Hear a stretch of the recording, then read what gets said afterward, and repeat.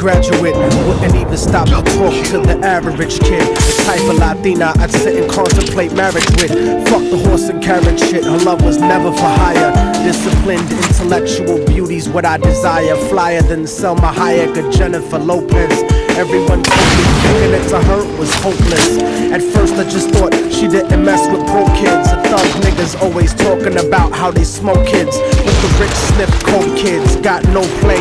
I'm not even interested what her body language would say. Everyone around the way gave up trying to get with it. Didn't matter how good the game was, she wasn't with it. All the block bitches were jealous but wouldn't admit it. Talk shit and deny to everyone that they did it, cause they regretted the long list of niggas that they let hit it. And no one ever gave them shit except McDonald's and did it. Smoking weed with thoughts of envy whenever they lit it. She spoke intelligently and they bit it, always trying to copy, but when they tried to use her vocab they sounded sloppy. She had a style all her own, respectful and pure. I was sick in the head for her and there wasn't a cure. Ordnance ready. Request confirmed.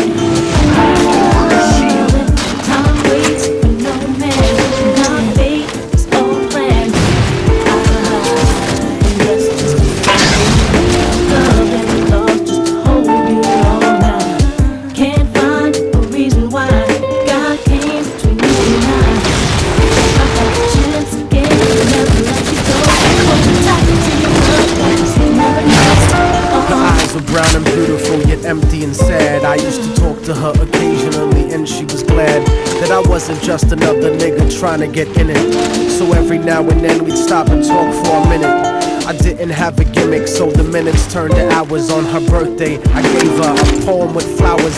Then I took her out to dinner after her cousin's baby shower. We talked about power to the people and such. We spent more time together, but it was never enough. I never tried to sneak a touch or even out feel. I was too interested in keeping it real, perfectly honest and complete. She would always call me cariño and never technique. Bought me a new book to read every 2 or 3 weeks, forever changing the expression of my thoughts when I speak.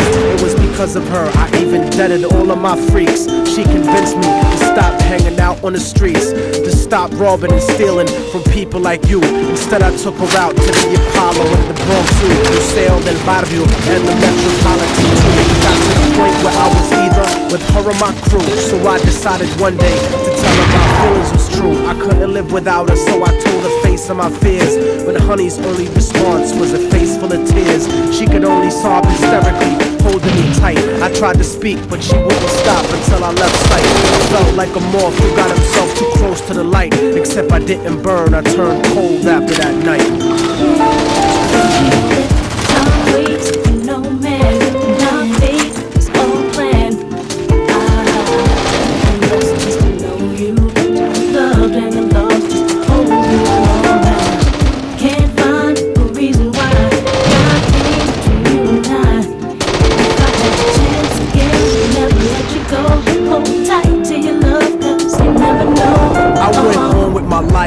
College and my career ended up locked up like an animal for a year, where the COs talk to you like they were the overseer. Then I got sent to the hole when my exit was near.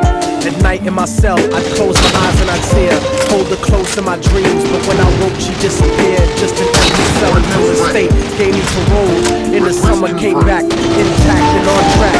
But the fact of the matter is I still felt cold, even after my mother hugged me crying at home. My real niggas would catch me thinking out of my zone, fucking lots of different women, but I still felt alone. Relatively well known around the New York underground, but I kept thinking of her and how it used to be down. The sound of her voice and the beautiful smell of her hair, though worn physically, somehow it was still there. I had to do something because this shit was too much to bear. So I went and visited the building. The world looks a lot different after you do it here. The way your life done changed, while primitive minds are still stuck in the same game. Like her cousin was on the corner slinging cocaine, stepped in the lobby and tapped the button next to her last name. Her mom buzzed me up, hugged me up like a mother order, but her facial expression changed when I asked about her daughter. No man, not fate, it's all planned. I just to know you, love and love, just hold you all.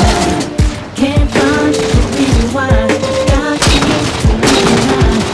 If I had a chance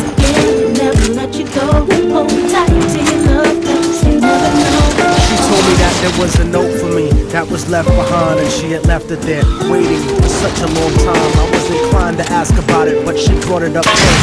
I saw a tear swelling up in her eye, and then she told me where the letter was, and I started thinking the worst. Reversed my position, stepped over and opened the door, and sure enough, there was an envelope with my name on the floor. Nobody loves you more than me, cariño's what the letter said. By the time you get to read this, I'll probably be dead. But when you left in 97, a part of me went to heaven. I thank God at least I got to know what love really was. But it hurt me to see what true love really does. Cause even though we never made love, you were all that there was. It was because I loved you so much that I had to make you leave. You made me doubt the way I thought, you made me wanna believe.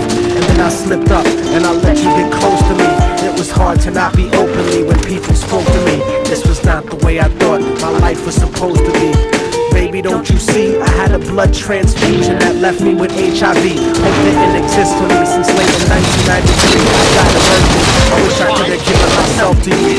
I cried in the hospital cause there was no one else but you. Promise that you'll meet me in paradise inevitably. No matter what, I'll keep your love forever with me. What happened for the rest of the day is still a blur, but I remember wishing that I was dead instead of her. She was buried on August 3rd. The story ends without a sequel, and now you know our technique. Don't fucking fall in love with people. Hold the person that you love closely if they're next to you. The one you love, not the person that simply has sex with you. Appreciate them to the fullest extent, and then beyond, cause you never really know what you got until it's gone.